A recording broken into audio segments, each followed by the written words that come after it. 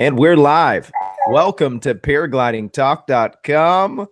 We are in for a treat tonight. I am so glad the chat is already blowing up. 27 people were waiting before we even went live. I'm glad that you are obsessed as much as I am about flying. We're going to have a great show tonight. We have special guest Todd Falstad, also known on YouTube as Yankee and SC1. He's been flying since I was in diapers. And not just flying paramotors. He's been flying paramotors for a little while now, too. But airplanes and all kinds of aviation history. I asked him to come on the show about a year ago, and I finally figured out a way to convince him to come on. We just had to pay him a bunch of money. And so the check is in the mail, and now he's here with us tonight. We're also joined by Brandon Mcleod. Brandon is a part of a new sponsorship program for our show. I'm pretty excited about that. He is would it be safe to say you're the leader of the group? I don't know if you should say that. Okay, I won't say like, he's the leader. What? he's the gang leader. No, he has a club with a paragliding club, and a group of them watch the show. And if you're a part of the Skywalker group, welcome, and I'm glad that you're here, and I appreciate that you guys watch the show, and I'm just as excited as you are. And so Brandon's gonna talk a little bit about club development, and we're gonna have I'm just glad that he's here, and so he reached out to me through the website, so he's here. You're also joined by Paragringo, Sean, one of our moderators, Larry from paraorangeproducts.com. He's our first sponsor ever, and he's actually going to debut something tonight, so there's something fresh, something new tonight, and that's exciting. So I also want to just our regular scheduled program. We have PPG Smoke. If you remember, Ryan Roberts donated 52 of these smoke machines. ppgsmoke.com, they're a sponsor of the show. He released something else just recently, so go check out the website. He released a chase cam, a very reasonably priced chase cam. So I'm pretty excited about that. And we may be doing some giveaways with those as well. But Ryan, if you're watching, feel free to jump on. I'll send you an invite if I see you in the chat. And maybe you can talk a little bit about those chase cams that are coming out. And so, yeah, man. Good things happening with the show. I'm so glad. I noticed a bunch of new Patreon supporters. If you're one of those guys that's supporting the show, thank you very much for supporting what we're doing. A lot of guys are supporting the show on Patreon and PayPal just to keep it rolling. The first thing that Todd asked me when he logged on just now, he says, "Is it flyable over there, Robert?" And it wasn't necessarily a great flying day. I told him, "Nah, it's a sledder," but in the back of my mind, I'm thinking, yeah, I would have still went probably and went flying. But nevertheless, this show is great. It's fun, and I enjoy it. And so it makes it really fun that there's people supporting the show like you guys do. So thanks for being here. We're going to take about probably around the half an hour mark. We're going to do some giveaways. I've got a couple things I want to give away. Larry, are you giving us something away too? Are we in that third week or no? Let me check my calendar. That's next week. Next week. Okay.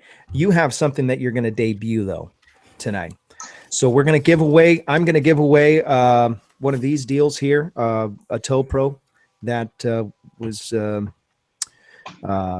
donated to the show. And that's pretty cool. Robert Durbin, I see you in the chat. Robert Durbin is the one that won last time. He's won a couple things, and I think we joked around and said the show's rigged. I'm convinced at this point that it's definitely rigged. If I'm not mistaken, Dirtbird won stickers too. That's right, Dirtbird. If I'm not mistaken, yeah. That's right. Yep, and all that stuff shipped out right away. And you're welcome. I had to go fight the about a half an hour line at the post office, shipping out old school. I need to get one of those weighing machines and start shipping stuff out here. Okay, enough of the delays. Let's get into business. So, Todd, you've been flying for some time, general aviation, and I want to talk to you first about how in the world did you end up flying a tablecloth with a butt fan? Robert, isn't that an amazing question? You know, first of all, I want to say thanks for having me on behalf of all of the. Oh, can you hear me? Yeah, I can hear you. First thing that I want to say is thanks for having me on. On behalf of all of the guys that I know that all log on every night, we really appreciate this, your commitment to making this show. And when I consider the people that you've had on here, like Martini and Mcleod and Santa Croce and Goyne and Kinga and Gott, I'm humbled to even be here. How did I get into this?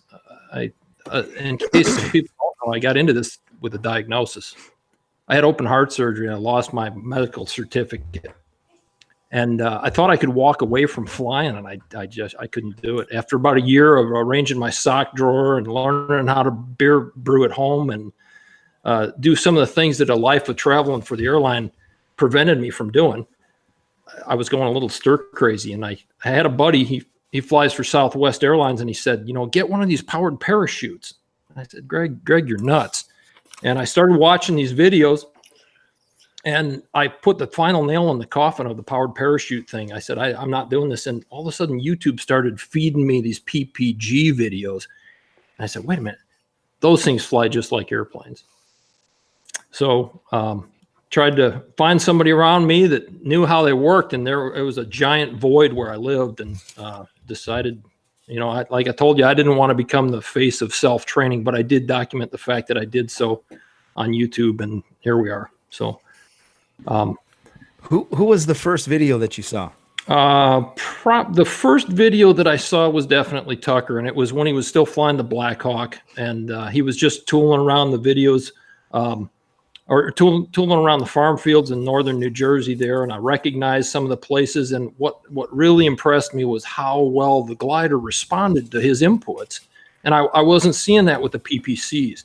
They were kind of big, noisy, smoke belching, sloppy affairs, and man, the sounds like my first girlfriend. Yeah, the PPG rigs, they really did what he wanted them to do, and then I was hooked. And at the time there was probably only about 4 or 5 people putting out videos on a consistent basis, and I decided to join them at that point in time. Now I can't keep up. If I want to try to watch everything everybody publishes, it takes all day. So as summer approaches again and people are cranking out more videos, it's going to be a whole different story. You're not going to be able to keep up. You're going to have to pick your favorite guys and gals. That's right. There's a lot of gals out there now too. Did you see that video? I have, as a matter of fact. I'm trying to remember who put that out. Was it? I want to say it was Alyssa or Alyssa. My God. Elena.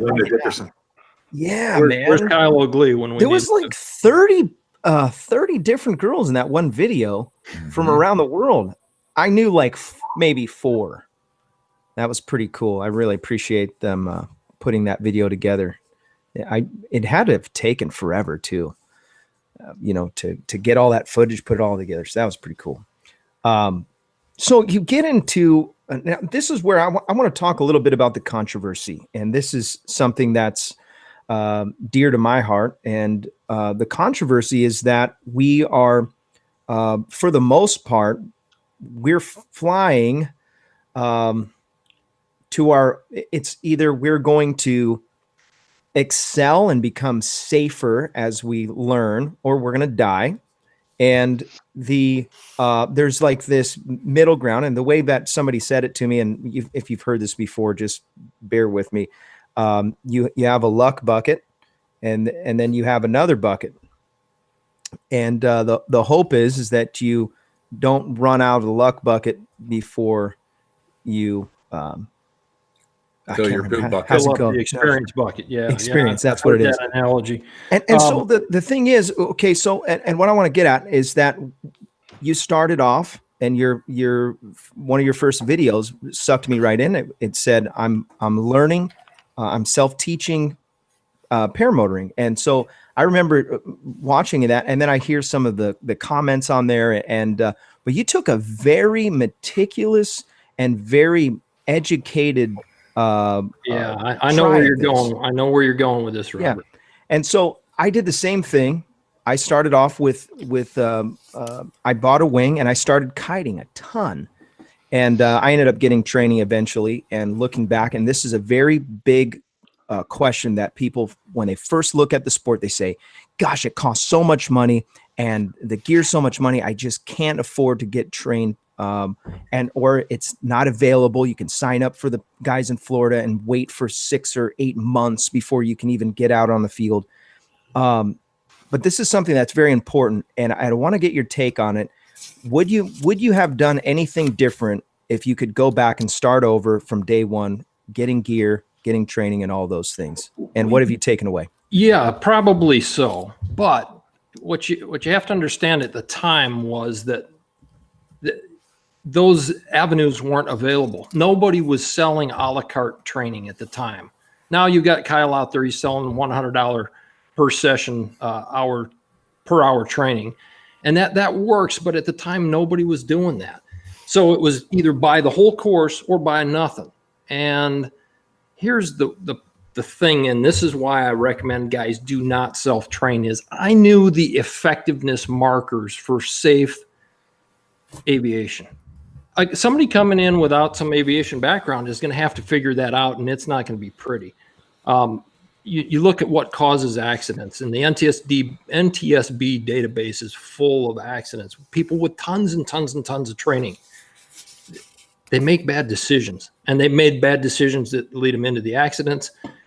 It happens in the crew concept, and I've mentioned this and had guys try to say that it's not a valid point because a paraglider is not a crew type aircraft. You get an entire crew of well-trained guys, and they make bad decisions. So that aeronautical decision-making process is huge. The FAA, it took them the first 15 years of my career to even define what that was. And come to find out, you know what causes airplane accidents and aviation accidents in general? It's not mechanical failure. It's hardly, if ever, a lack of pilot skill. It's always a long process of poor decision-making. So would I do anything different? I wish that I could have gotten some upfront skills training on a per hour basis to shorten the learning curve. But aside from that, I'm going to say no. Love it. Yeah, there's a certain amount of, we're all taking a risk. And this is why, this is the heart of the show and why I have this show, because you guys have created a place where we can come and talk about paragliding and discuss these very critical things that we miss. And every single show, I take away something, even if it's very insignificant. It's something that I can add to the toolbox and something I can take with me. And I think that's what's missing in our sport. Once you get off the ground, you fly around and you're very rarely doing anything else. And especially if you're a free flight pilot, you get up in the air and you just zone out and the world fades away, and it literally fades away under your feet, and you're in a different dimension. But all the things that lead up to getting off the ground and all the things that, come very crashing down when you come in for a landing, those are the two most dangerous places in the sport. But even before that, there's a lot of very important decision-making when it comes to weather and where you're flying. And then we can also talk about, aeronautical charts and all those different things that have to be factored in. Our sport is one of the most unique sports on the planet, and it's the least regulated that I've ever seen in anything. And I'm deathly afraid that they're going to start getting in and figuring out a way to tax it or to try to put some kind of penalties on there. Because right now it's just kind of like, hey, don't do that. So my thing, and this is something that I showed up to a site that is a regulated site, and they fought tooth and nail to keep the site open. Well, here I am, Mr. Prideful, and I had no clue what ground was broke to be able to make them be able to fly there. And I just hiked up the hill and started flying off by myself. And this is a horrible thing. I realized very quickly, actually, after the second time that I went kiting at this place, I went and signed up for the local chapter and, paid them $40, got involved. Then I even signed up for USHBA and got on their records, which is like $150. and started off there. And so I want to say, I personally, it's not a great idea to start. You would never go to an airstrip, climb in an airplane, and try to start it and try to start flying around. You'd be insane. And this is the same thing. Nothing different about it. It just looks easier and funner. You know, if I could use the word funner. Well, I don't know about easier. You know, I like to think that I advocate for the old guys. You know, I approach this sport differently, and some of my buddies and I have talked about this. We can't make up for bad technique with physical capability like some of you younger guys can. We got to do everything right, and it's a long, slow, sometimes painful process. And that demographic has really reached out to me. I get more emails and phone calls and, hey, can we talk type text messages from guys my age and older that say, hey, I see that you did this. Can I do it? And, you know, for me, it's all about getting out there and like I told you earlier, seeing sights and flying over herds of cattle and waving to spectators as you pass by. But, that demographic is not very well represented when you go to these fly-ins. It's all young guys that are extremely athletic, and they can make up for modest and poor technique even by their athleticism. Us older guys can't do that. So now we had and you sent me an email ahead of the show, and so there was some questions and some things that we wanted to talk about, and that is one of them.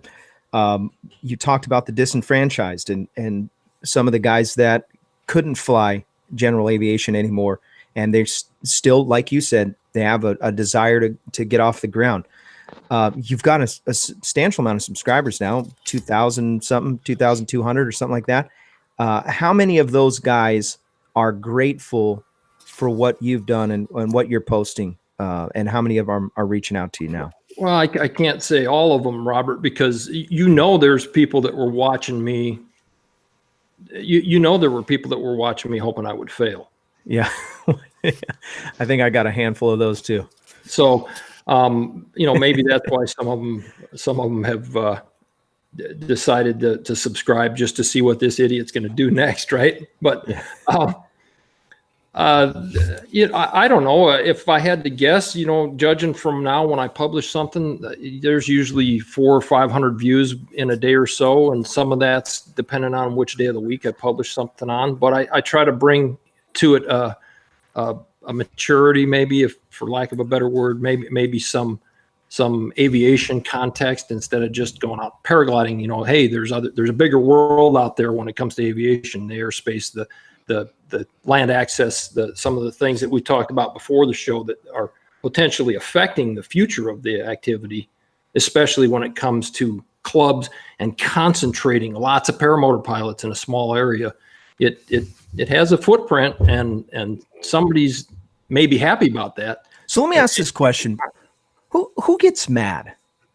Who gets angry about the paramotors flying around besides free flight purists? Oh, I can't stand it because people are flying and I'm sitting down here going, ugh. Well, let's ask Larry that question. No, this is a legitimate question. It's a good question. And who gets aggravated? Yeah. The who is people it? that get aggravated, what aggravates people, and I'm going to speak for the state of Florida, which I fly all over the state. One of the things that annoys me when I fly with other people are the certain pilots that like to fly 200 feet and below over somebody's backyard. People don't like the noise. It's noisy. They don't like their space being encroached on. If you want to fly low and slow and do foot drags, you got to do that in fields where there's nobody around. You don't do that in populated areas. By law, we should not be flying over any populated areas. Now, I fly right outside of Orlando. So whenever I go up, and I know the area very well at Gator, I always make sure that my track is not over people's property. I try to go to the farms, over the grassways between the turnpikes and the different roads to stay away from people. Now, there are some people that love it. They follow us, they video us, they follow us back to the airport. But for the most part, people don't like when we're flying. I like to go fly over my son's house, who's about I don't know, 10 miles from the airport. When I get to his house, I stay at 800 feet. With water My balloons. grandkids get a kick out of it, but I'm not annoying anybody. So the biggest, the people that get annoyed, I think it's the older people, and I'm one of them. But it's when we fly low over people's property, it annoys them. The other thing that annoys some of the locals in Florida is when we fly over their cattle and their cows and their farms, and we make their animals go crazy. So you got to have some respect for where you're going and the people below us. I always tell people that fly out of our airport, stay above 500 feet. Don't go below 500 feet unless you're in an open field. Now, we're pretty lucky. We have a lot of open fields where we can go down below 300, 200 and get to see the alligators and the little ponds and things like that. But don't do that in populated areas. Those are the people that get upset. Now, as far as the club environment, I think it's great. I love to get together with people and exchange ideas, exchange things that have happened to me, different things to look out for, especially if they're new to the area. If we get someone that has the capabilities but is new to the area, we try to bring them out to a field area, not where there's any population, so they have a good bailout, and they could, because a lot of people, as we said earlier, as Brandon said earlier, I think it was before the show, new pilots want to stay by the landing zone just to be comfortable. So I try to take new pilots that have the capability areas. If they have to bail out, it's an open field. It's no problem.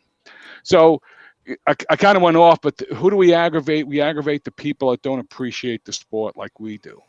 Yeah, that a sidebar to that though, Larry, is it doesn't always even require an aggravation initiative to get these people to move against us. If you have any inkling to look at the history of two airports in particular, one of them is Mcleod in Chicago, and the other one is the Santa Monica Airport, just north of Robert, up there in north of LAX, actually. And both of those airports were just attacked. Real estate developers got the politicians in their pockets, and they wanted those airports closed. Now, Santa Monica is hanging in there, but they keep losing ground, and it's one of the advocacy groups for general aviation is called AOPA. It's the Aircraft Owners and Pilots Association. I'm sure some of you belong, and a lot of you have probably seen the stickers on people's cars driving by. And they are constantly trying to fight both in the court system and in the public arena to keep the real estate developers and the politicians from shutting that airport down. And Mayor Daley did it in Chicago illegally when he did. And you're not going to win those people over, no matter how that's not an excuse not to follow FAR 103. That's not an excuse not to be a good neighbor, but our activity has some entrenched enemies. That's all there is to it. I see. Here's my situation. I personally think that for the most part, and I'm going to just throw out a random number. We'll say 90% of people that see a paraglider pilot flying around, they think that is so cool, and I want them to fly by me, and I want them to wave to me. Yeah. And the knee-jerk reaction, most guys, is like, "Hey, I'm going to go. Those people are watching me. I'm going to fly around right here, and I'm going to wave to them." And it seems like that's very, very popular. I've yet to meet somebody that says, "You know what, those freaking paramotor people, those flying butt fans, they're just, and no one. I can't find a single one. And what I would love is if we can find one and drag them on this show and talk to them. And Kyle O'Glee, he said it's Dell. He's the one that gets mad. But it's true though. I think for the most part, and especially the younger generation, they're like, "Man, these guys are flying around. This is amazing." Nobody, and I picture maybe an old crotchety guy sitting on the front porch with a shotgun. That's the only guy you got to worry about. You kicked his cow and now he's mad. Well, yeah, obviously don't mess with livestock. You saw what happened with nobody to be mentioned. We don't go out there and think, and nobody who gets, I shouldn't say nobody. I haven't come across any videos on YouTube of guys that are purposely going around aggravating people. if you know who that is, and this is where I think, and this is where we need to maybe segue into the club conversation. I think this is a self-managed kind of, we talk about the inmates run the prison. We are the guys that are in control of the future of our sport, and that's why I really believe that this show is in a very important one. The future of paragliding and paramotoring is in the hands, and the fate of it is in our decision making and staying under the radar.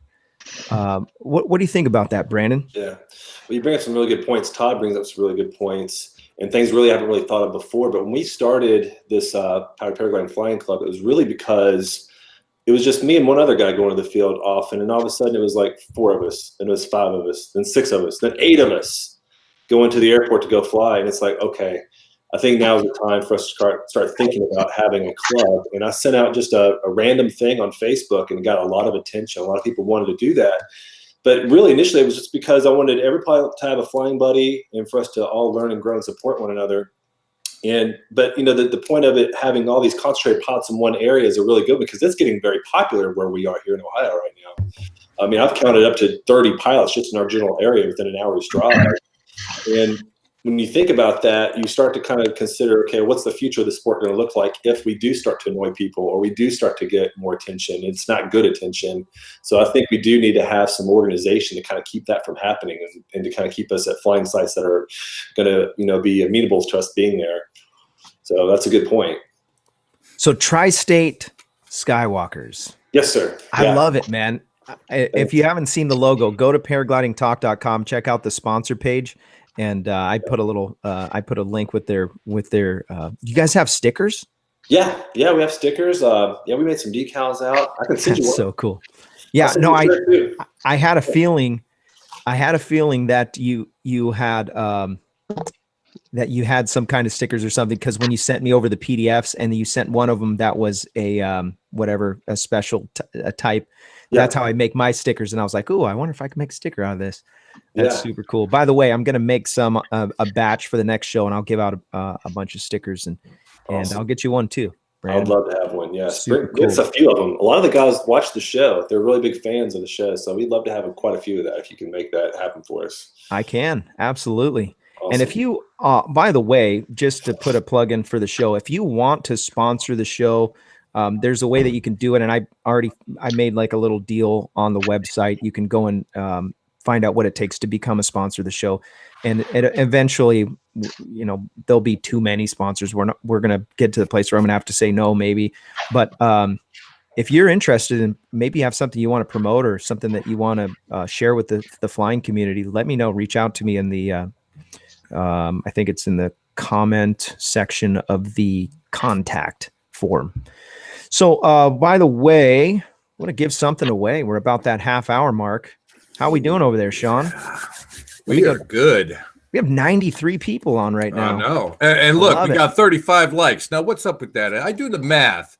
I'm gonna pull a Larry here. 93 watching now. We got 35. 94. 94. Yeah. I saw it. Kyle. 30, give it a thumbs up. Thumbs up. Kyle O'Glee said he signed up for the Patreon, and it's because he's coming down here and he's paying his rent ahead of time. Well, he's not pulling a Woody. Yep. No. We love Woody. We do. I don't know we what love Woody, but Woody's hiding. He is. He's been really quiet about the show. Maybe we should stop harassing him. Oh, yeah. But that wouldn't be any fun now, would it? No. Well, it's that shock factor, Zing. Okay, so what we're going to give away, folks, is it's called the Tow Pro. So this little deal mounts to your boot. And if you look really carefully, Johnny Wisconsin, he has small hands. And so what he did is he laser cut this, and it says Paragliding Talk. You see that? I'm just kidding. He doesn't have small hands. He had a laser machine do it. And he made a whole batch of these, which are really cool. And there's nothing like it. So you got the Tow Pro. And when you, you can tie this into your shoelaces, and then your GoPro faces you, and you get that super cool angle, especially if you're a talker. And I'm a talker. Yeah. All right. You ready, Sean?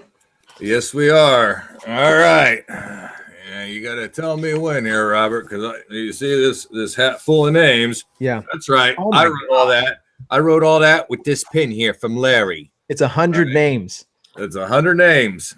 All right. Here we go. Anthony Paragringo. Paragringo, you're going to call it. You got to unmute yourself, and then you're going to tell him when. Do it.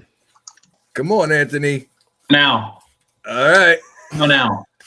Just me. Just me? Is that welcome. That's a real person? Yeah, it's a real person. They were in the chat. Just me. Congratulations. You have won a Tow Pro. That's going to be so confusing. Okay, just me. I'm going to need you to reach out to me. Use the website. It's much easier. Use the website. Go on there and send me your contact information.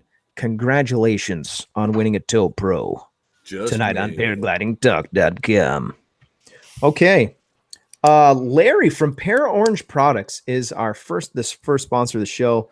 And if you want some good paragliding gear, you want some stuff that you can add to your paragliding repertoire, this is going to be a website you're going to love. He's got all kinds of stuff to protect your blades. He's got stuff sacks. He's got all different sizes. He's actually selling wings now out of his store. Go to paraorangeproducts.com. You can check out all the stuff that he has going on. Oh, Just Me. Okay, I see Just Me. Just Me's been following the show for a long time. Yes. Congratulations, Just Me. So glad that you're here. I'll be looking for your email. Larry, what do you got for us? I heard through the grapevine you've got something new. So, yes. First of all, shout out to the bag lady for preparing a lasagna lunch for the entire crew at Gator Airport in Mineola, Florida. So shout out to the bag lady. Sean, we thought you were going to show up for that. It's too windy. She made a homemade lasagna lunch for a ton of people. Woke up at, I think, 4:30 in the morning. So got to give her a shout out for that. She hasn't made me anything to eat, but she makes a hell of a bag. It's awesome. So, one of the great things that this show has done for us is the amount of people that, as Todd said, him as well gets to speak to about the sport. The emails, the texts, it's just amazing how many people reach out. And one of the things that I've noticed since I've been doing this crazy thing, I don't have a fan tied to my butt because my butt's so big I sit in the quad. But but one of the things that I found, and maybe many people have, when you first decide to get in this sport, nobody is really forthcoming with what you're going to really expect, what's going to really happen, what it's going to really cost you in the long run. You see these ads for $6,995, you'll be in the air.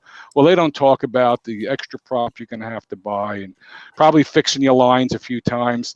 And I just see so many people, the first thing they do is they buy equipment, and then they think about later on, how are they going to learn to fly it and how this is all going to work out. And so many people, they don't buy bad equipment.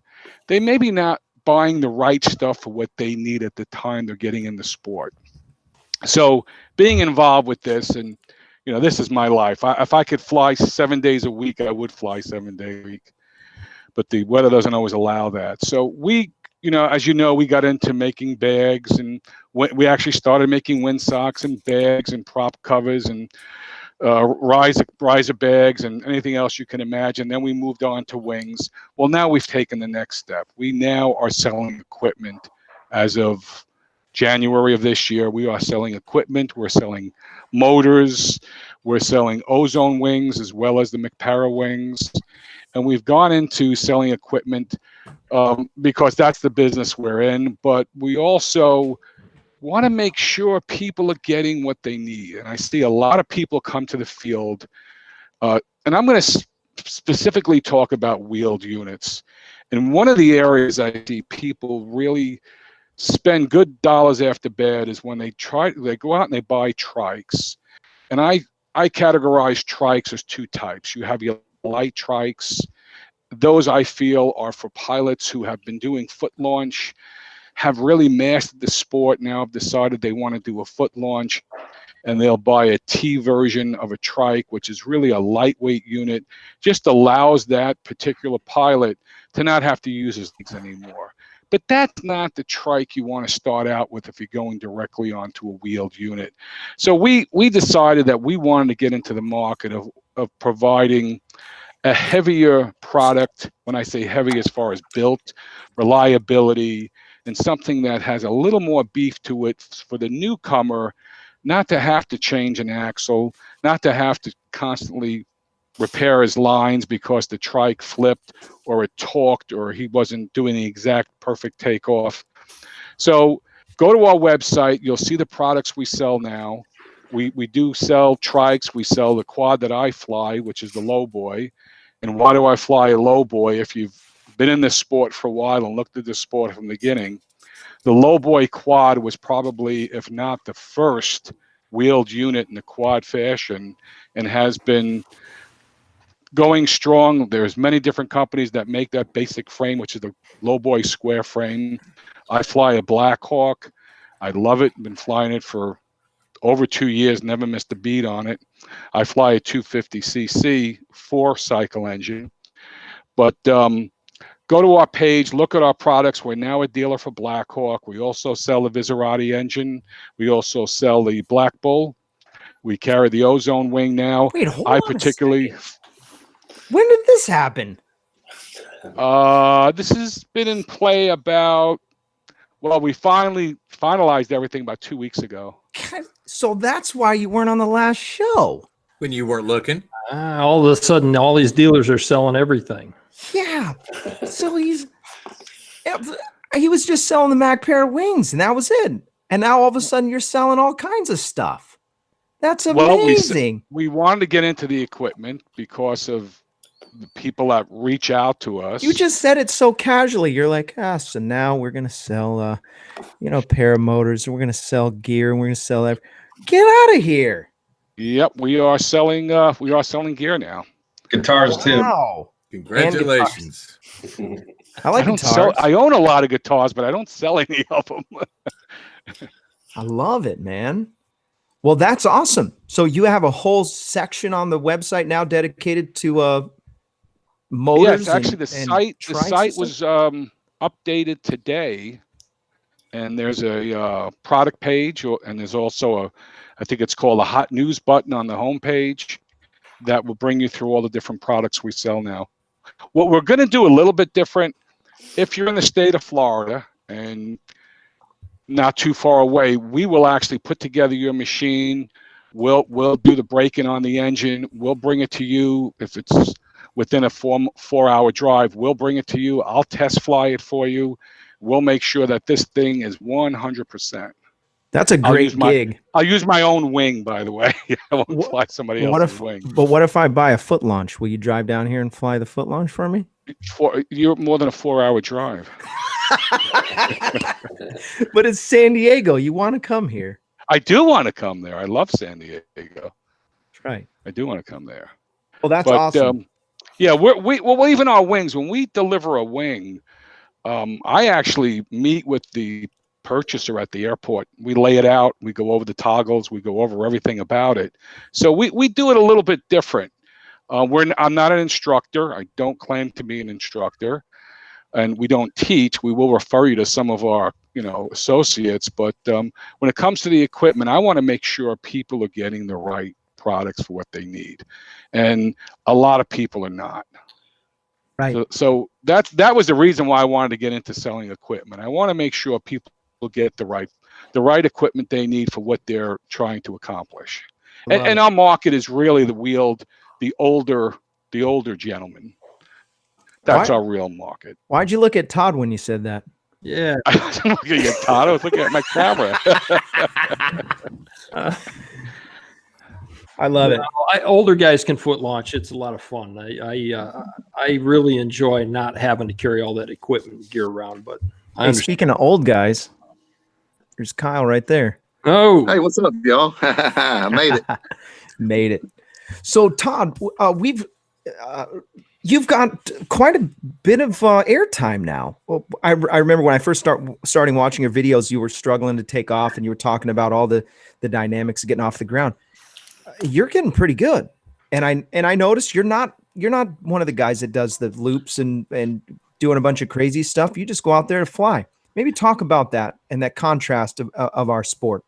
yeah, there's definitely a schism there, a big break between the guys that are out there doing acro and those of us that just go out and fly around and navigate. Now, my buddy just came down to visit for a week, and we drove around Florida for the better part of 9 days and went all over the place. And I just like going out and flying. I really enjoy close formation, tucking in next to the guy you're flying with and just covering some ground. He did it cross country. I wish that I could have gone with him, but somebody needed to drive the chase vehicle, and we flipped the coin, and I lost. So, yeah, some of that. But I understand the appeal. And I mean, when I was younger, I was a G junkie, but I did it in certified airplanes. I didn't do it in these paragliders. I'm kind of glad that I didn't find this out until I was a little bit older and knew better. But I might have got yourself in trouble. I don't know about that, but yeah, I would have been definitely trying that stuff. And I'm not opposed to wing overs and rolling around a little bit, but I don't know. I'm content to just stay around 2.5 or 3 Gs, and that's good enough. I find myself doing less and less the more I go into it. Like once you learn to do it all and you do a lot of it, it's almost like it feels good to take a step back and just fly around and kind of putter about, I guess, I don't know. It's strange watching people come up behind me and go through all the sort of the same tracks that I played sort of. And then like, okay, they're going to settle down eventually. And you can still do the moves. You just don't have to every flight, it seems.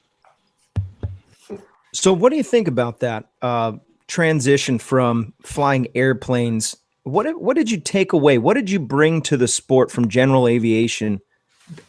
That is probably one of the absolute best questions that I have. I wish that I could have asked that question and had somebody explain it to me. The key thing is when you're learning how to fly a fixed wing airplane, you're talking about a power curve, and there is a distinct break. And I kind of got into it with a discussion with somebody on my last video post. When you let off that throttle, it's time to forget about the power curve and start thinking about the polar curve. And if you don't understand those two concepts, you need to do a little bit more homework, because the polar curve is something you don't usually ever consider wing design. And if you slow down, how much your sink rate is going to increase or decrease, or if it takes some exposure to doing that to realize the big difference. So I think that's probably the biggest single transition. I had a lot of people say, oh, flying a paraglider is nothing like flying a fixed wing. Well, there's so many things that the simple differences are pretty easy to boil down to a couple lessons, in all honesty. Like I said, I wish Kyle would have been given his $100 an hour instruction when I was starting. I'd have ponied up and motored over there and spent 2 or 3 hours with him and solved a lot of my early issues. But that's it in a nutshell. I think is that factor that the glider performs like an airplane with the power on, and it performs like a glider with the power off. And there's a big difference between the two. What'd you say? Polar curve and what? Polar curve and power curve. Power curve. That's what it was. Yeah. How many times did your CFI reach over and just chop the throttle, no matter when or where you were, Todd? Yeah. I did my fair share of flight instruction before I started flying for the airline. I probably taught about 9 or 10 guys how to fly initially, and I helped a bunch of them get their instrument and commercial ratings. And you engage in all of that, and that brings up a point too. There's a real common misunderstanding that when you're an instructor, and I'm talking about the certified end of aviation, and I know that Mr. Goyne had just recently published his PPG instructor book, and I haven't purchased it yet. I don't really have a burning desire to go out and do a lot of instruction. I'm kind of time constrained because of the things that I want to do in life now. It can be a real time suck to teach somebody from nothing to learn how to fly and get them to the point of proficiency. But it's not about, the instructor position is not about being proficient and good at flying. It's really about understanding the learning process and understanding if what you're conveying to somebody is actually getting through to them, or if it's going in one ear and out the other ear. And there's lots of different steps along getting that rating that are very important for guys to understand. And that kind of leads into my next point. You know, I see so many young guys in this sport, and it's a lot of fun, but I keep telling my buddies at the FAA and some of my buddies at different aviation contact points that I still maintain that PPG is perhaps the bootstrap that can save general aviation. If you don't think general aviation's in trouble, go out to your local airport on a Tuesday and sit in the FBO and see how many operations there are at that airport. They're minuscule, hardly any. It's so expensive, and this is the common thing that I hear from guys too is, yeah, I used to fly, or I wanted to fly, I can't afford to, or I couldn't afford to, or I gave it up because I had kids or other commitments. You guys as a community are the perfect candidates if you wanted to fly for a living to go. I mean, it's an easy transition from where you're at knowledge-wise now to I mean, I used to only hope that I could find students that were as gifted and as insightful about flying as the average PPG guy is. So I'd throw that out there. What do you think about weather and weather predicting? How much did that transfer over from general aviation? Oh, you know, I've said before, and I've mentioned this on several occasions.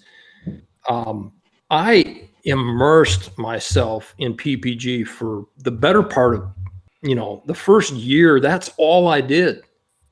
And I can't believe how much I learned. Microclimate weather is something that, you know, when you're flying even something as simple as a Cessna 172, a 15 knot wind is only 15% of your performance capability. Whereas in a paraglider, it's 75 or 80% of your performance capability. So I started paying a little bit more attention to the local microclimate, but of course I brought with it that, you know, an awful lot of experience in a lot of different parts of the world where prevalent weather is something that you just learn to accept. You know, there's always thunderstorms at the intertropical convergence zone. There's always turbulence when you're crossing the North Atlantic Ocean and you're coasting out from Gander and heading over towards Newfoundland. There's so many things that are unique to different areas around the world that I kind of knew what I was getting into with the weather that was prevalent in my home area where I was learning how to fly, and down here in Florida now that I live here, just from that experience. But I learned a tremendous amount, and Kyle O even clarified the difference between lenticular clouds and compression clouds for me. I'd never heard the term compression clouds before. We got those hovering over my house right now. No kidding. High Cirrus. Yeah. Sad story, because that usually means high pressure. But, you know, I also kind of take the view of we used to have a saying in flying a big airplane that you would measure it with a micrometer, you would mark it with a grease pencil, and then you would cut it with a chainsaw.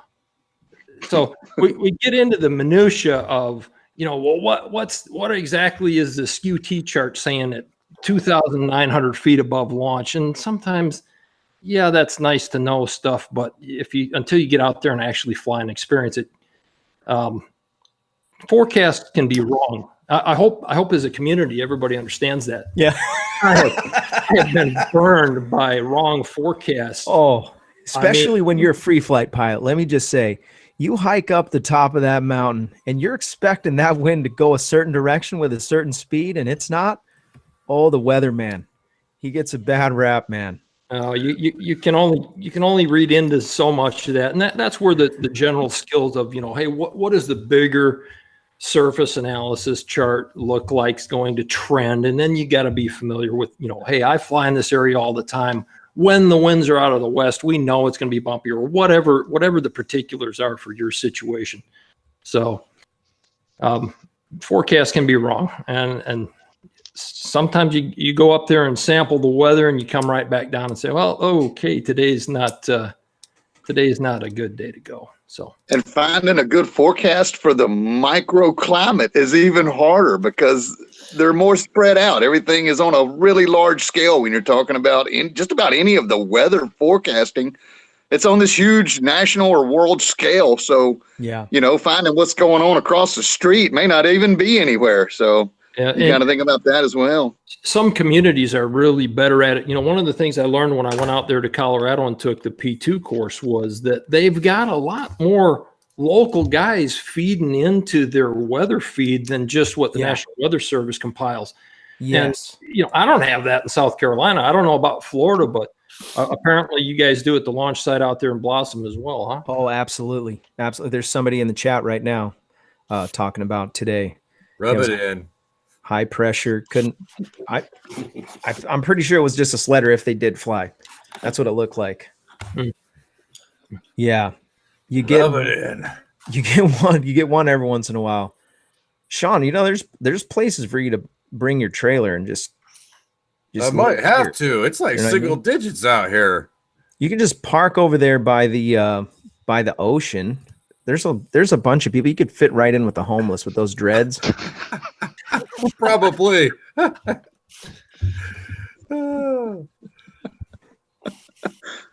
ain't laughing back there, Larry. I can see you picking up cans. Just to I'm getting pretty close to that myself, man. When I was down there in the Bahamas last week, people were coming up to me saying, "You look like a stoner. You want some weed, man?"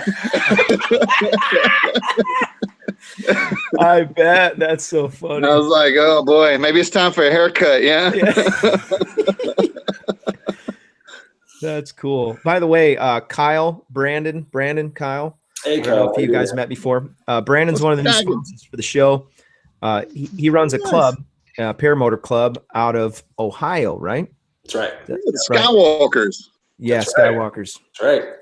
Yeah, so he I think Kyle's on the page. You're on the group, aren't you, Kyle? You're there. I don't know you remember. Probably. I asked you just and you invited, oh, cool, Kyle's on here, man. So very cool. That's awesome. So as we're coming to the wrap up, and I'm going to do the giveaway here in a second. We're at 104 viewers right now. Congratulations. We crossed the 100 mark. This is a regular show. If they all typed in, all of them 100 are in this names. hat. Yeah. All of them except for just me. Yeah, just me. He was the winner of the Tow Pro. Yeah. Yeah, and we got a lot of people online. So I appreciate everybody. By the way, if you win something, please mention it on your stories. By the way, you can follow the show on Instagram now. I created an Instagram. I haven't really figured out how to do it yet, but I've got a teenage kid that can help me. And my wife is on there too, so she knows how to run that thing. Make sure you follow on their Instagram. I put a link in the description. I also did some very tedious work, which is to convert these shows into podcast format. So right now there's a couple links. You can go to the paraglidingtalk.com website, and then there's a link for Google Play. Right now I only have about 4 of the shows on there. And between myself and Ryan Roberts, we're loading them onto iTunes as we speak. And so I'm just waiting for them to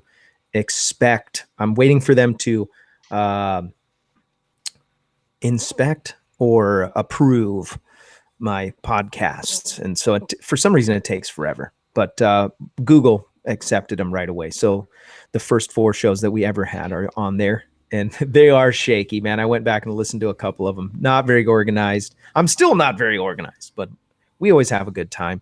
So by the way, if you're in the chat, glad that you're here. Make sure that you hit the subscribe button on the YouTube. The more subscribers, the better. No, I'm just kidding.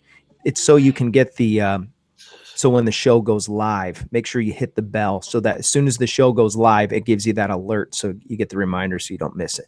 Maybe your favorite person is going to be on the show. And some of you guys might have questions. So speaking of that, we've got about 5 minutes left before we wrap up. I want to take some questions from the chat. If you've got stuff that you want to ask Todd, if you have, maybe you have some flying questions, maybe you're interested in meeting up with these groups or starting a club on your own and finding out what it's going to take. I was talking to Brandon Mcleod ahead of the game, and we were talking about club creation and the importance of that in the sport. And I said, we should do a whole show on club creation. And so I think we're going to do that. And we'll set that up after the show, Brandon, and we'll put a firm date down and talk about that. So, all right, hey Robert, while you're fielding questions, I got to share one story because we're all aviators here, right? I mean, everybody that's here is actually an aviator. So I got to tell you a story about something that happened to me in my airline career back in the 90s. I was still a first officer, co-pilot. Right? I wasn't in charge, and it was my job to go out and pre-flight the airplane. So I go out, I walk around. I'm down in Houston, Texas, and I come up to the toilet service panel, which on the MD-80 was right behind the main entry door, right behind the cockpit. And it's leaking that blue fluid that they put in the toilets. And that was a big no-no. You're not supposed to have blue fluid leaking out of the airplane. So I go up, call the maintenance guys out, and the maintenance guy comes out and takes a look at it. And he's like, "Man, I don't think there's a problem. It's just sloppy servicing." Okay, no problem. We take off, and we're going to LA. It was Thanksgiving weekend. It was a Sunday, and I know that because of the events that happened later on. But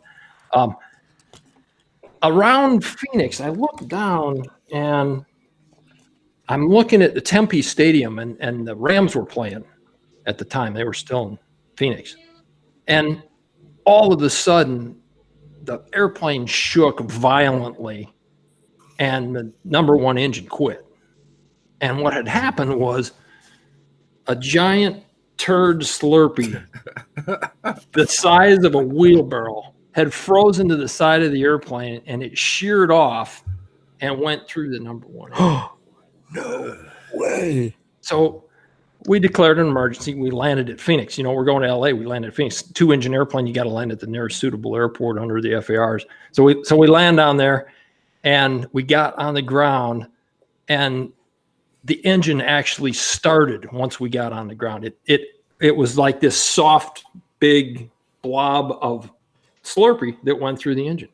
So the point of this is, I didn't realize at the time that a reporter was on the top of the terminal building and took my picture, and it ended up on the front page of the Houston Chronicle 2 days later. And I got a call from the chief pilot's office and said, "We never got a report of this." Well, we had sent the report in, and it spooled off the fax machine, and with all the other reports, nobody ever bothered to read it. And the point of it is that, you know, when you do something out here with PPG, if you do it wrong, or God forbid you even have something happen that you weren't planning on having happen, you know, it can be newsworthy, and it could really become an ugly issue for our activity. And I think we kind of touched on that earlier, but I just want to encourage you guys to keep that kind of thing in mind and fly safe. So watch out for the turd Slurpees when you're flying your butt fan. Absolutely. Duly noted. That won't go through your prop very well. Yeah. Oh, that is brutal. Yeah. Wow. It's In happened. Phoenix too. I'm seeing the chat guys say they remember it. It's actually happened. Yes. So I was in Phoenix at that time. So I would have seen that on the news. Yeah. Okay. So what year was that? Oh, if I had to guess, it was probably about 94, 95, sometime around that time frame, maybe 93. Yep. I would have been 15. Holy smokes. What a trip. Did we get any good moderators? Did we get any good questions? I know Todd Scandrett wanted to know if you're going to go to the fly-in. Me personally? What fly-ins are you going to this year? I'm definitely going to be here in Florida through at least April. So I'll be hitting the Palm Bay fly-in, and I think that's March 15th time frame. And then I know I want to head up to one that's going to be held in Indiana. And I'm not sure that the dates are firm yet. It's probably the end of June or July, or the end of June or the beginning of July. Last year, I really enjoyed the Mountain City, Tennessee flying. And I'm trying to talk my wife into working mobile and taking the motorhome out to the west and maybe hitting a few events out further west. That will probably be at the second half of the summer. So that's my plans for now.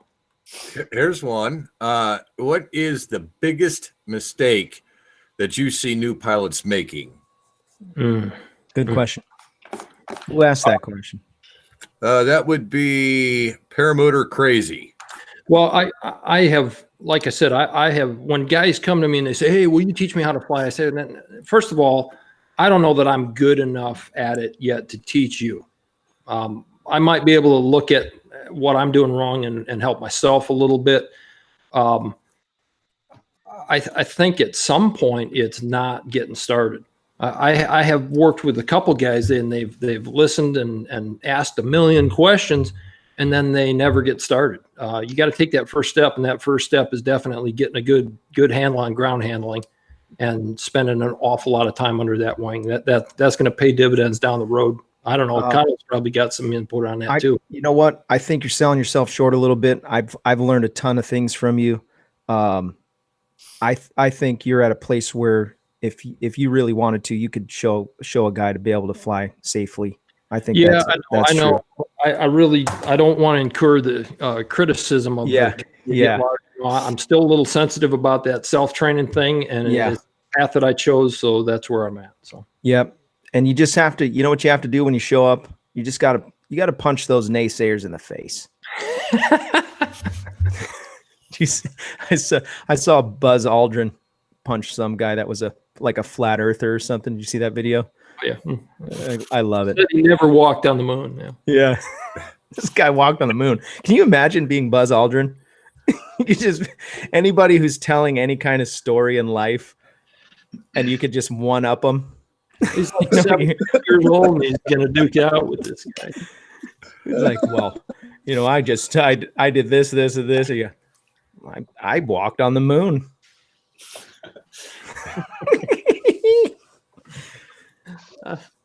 What do you think, Kyle? What biggest mistake? Pretty legit, man. It's pretty legit. What do you think about that question? What's the most common mistake that new pilots are making? Most common, I don't know if it's so much a mistake, but the most common problem that I see with new pilots is lack of that throttle commitment. They don't want to squeeze that thing and run. They kind of pussyfoot around on it. Is that a curse word? I'm sorry if it was. No, that's but okay. They just kind of just blip the throttle and they won't commit to that full power run to get off the ground. That's they've got their kiting skills. They lack that confidence, I guess. But I don't know if the wing is straight and I'm telling you go, squeeze that throttle and go, and you'll take off nicely. And a lot of people they don't do it at first. I don't know the reason. I guess everyone has their own different reasons, but that's the biggest thing that I see with a new pilot taking their first few flights is just lack of commitment on that throttle. And if they just squeeze it and run, it usually works out for the better than if they squeeze it and let go and then squeeze it and let go and then squeeze it and let go. That's always ends badly usually. So that's the biggest thing that I see.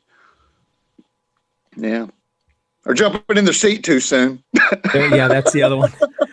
Those are the two things that and transferring from free flight to paramotoring, you got to learn to trust the motor. And that was my hardest thing. And it's funny, Russman, he kept stressing that. He's like, look, man, you got to lean back. You can't go forward and press on those risers and get your hands back like normal. You see that sticker, or I think it was on Facebook, and it's a picture of a kid running like this. He's like, everybody knew that kid in school who used to run through the halls like that. Yeah. And you were like that nerdy kid, and that turned out to be us.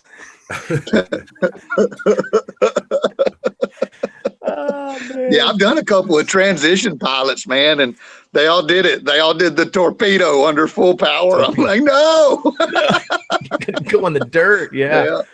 The other thing, luckily the paraglider guys, once they figured it out, it did not take very long to do the transition. Actually, it was It was pretty quick because they had the wing handling down, and that's where it's at. It's all wing handling. Yeah. You know, the throttle is just kind of another accessory, really. But you're flying that glider. That's where you make your money. Is I highly recommend that PPG guys go out and do a P2 course. It really makes a difference in your understanding of what's going on with the wing. Yep.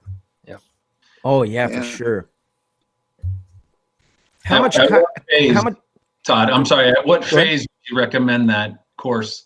How many hours should? I don't know that I can put an hours on it. You could do it concurrently. You know, if you lived in an area where you could go fly PPG one night and then go get together with an instructor and jump off a cliff the next night, I'd oscillate between those two as long as I could. Come on, Gringo. There's a reason why your motor's broken right now. Yeah, it's because you need to come fly with me. Yeah, I'd love to get back out there to Central California and visit some of those sites. You know, when I went out there 2 years ago and the Napa fires were burning and everything was, you know, the winds were offshore almost every single day. So most of the sites that we visited were unflyable. But I'd love to go back out there and visit some of those non-regulated, non-P2 sites because I hear fire thermals are pretty good. That's what Sean was saying earlier. Don't give him any ideas. No fire flying, Sean. Talking about methane. Methane plants. All right, guys. Well, we're going to go to the post show. Oh, wait a minute, Robert. Wait a minute. Oh, we got to give away something. Yeah, we got. Don't we have to draw another name from the chat for the Tow Pro thing? And no, I already gave the Tow Pro away, but this is for a smoke machine. Yeah. And if you want to be in this contest, you have to go to paraglidingtalk.com and fill out the contest application. And so you're still okay. We're going to give away 50 more, I believe it is. Maybe 49 more. Literally, the guys from ppgsmoke.com, Ryan Roberts and his team, donated 52 of these smoke machines. They're just under a couple $100. And he donated 52 of them to the show. So we're going to give one. He goes, I want to give away one on the show every episode for a year. And I thought he was joking. Like... Oh, man, those things are expensive. You're not really doing that. He's doing it. And the shipments are going out. And if you follow him on Instagram, he just sent out the first pallet load. And some of you guys are waiting for yours. They're on their way. Smoke machines. Okay, the winner tonight, John Staples. John Staples, congratulations. You are the winner. I hope you have a paramotor to put this thing on. If you don't, you can actually add the paramotor to your wish list. Tell your wife it's okay to buy one now because I've got a smoke machine that I need to put on it. Congratulations. Just contact our Orange Products and we'll be happy to fulfill the order. Are you selling smoke machines? No, no. Oh, we sell machines. Okay, I was just checking. Foot launch, quads, trikes. That is amazing. You kept that a secret, man. Yes, you normally tell me ahead of the shows. You'd be like, "Hey, I got something big. This is what we're going to be doing." You know, I'm expecting something like a knee board or another stuff sack. Oh, you know what we do? I'll tell you when we go to the after show. There is something. Yes. Okay. All right. Very good. Vitarazi. All right, guys. Well, congratulations, John Staples. You will be I will be contacting you soon with details about how you can collect your winnings. Appreciate you watching the show. All the people that are watching, gosh, there's still more people logging on, 106 viewers. I really appreciate everybody that is a part of the program every week. Make sure that you check out paraglidingtalk.com and support the show on Patreon and PayPal if you can. It makes a great thing. Also, Todd has a Patreon, and I want to encourage you to go maybe throw a buck or two at Todd and his organization. He's putting some stuff together that's really neat, and he's got way more time than I have. So his stuff has a real nice quality to it. His Patreon page and his videos, he's got a lot of details in there, and you'll really appreciate that. I didn't put the link in the description. Maybe I'll put that in afterwards. I think I'm one of your supporters, Todd. And so if I'm not, I will be after this. And so thank you for coming on the show. And Todd, anytime that we're live, and I know you've been watching the show for a long time, if you're in the chat and you say, you know what, I got something I want to add, jump on. All right, Robert, thank you for having me. I really appreciated the chance to be here, and pleasure getting to talk for a while. You guys are awesome. Thanks again. And we will talk to you next week. We've got another special episode. Stay tuned. We're going to have a great time again. Thursday night, 6 p.m. And if I don't see you in the air, I'll see you on the air. Have a great night, everybody. Thank you for your support.